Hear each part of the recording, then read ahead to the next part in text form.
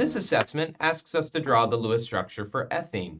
It's another one of those problems that may take a little bit longer to solve, so feel free to watch the video at double speed playback. The molecular formula is C2H4, so let's start by figuring out how many valence electrons we have.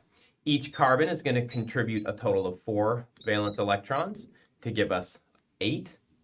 Each hydrogen is going to contribute 1. There are 4 hydrogens to give us another 4.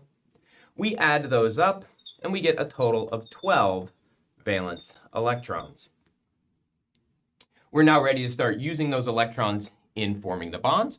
And so we'll start by attaching the 2 carbons to each other with sigma bonds.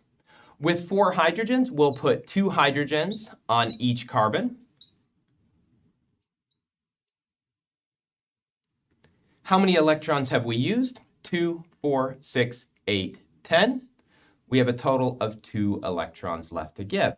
We could give that as a lone pair to this carbon or as a lone pair to this carbon, but that would leave one of those atoms without a filled octet.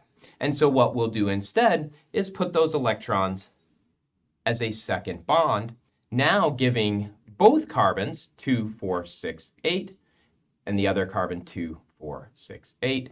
Both carbons have filled octets. Each hydrogen has a filled valence shell. This is the Lewis structure for ethane.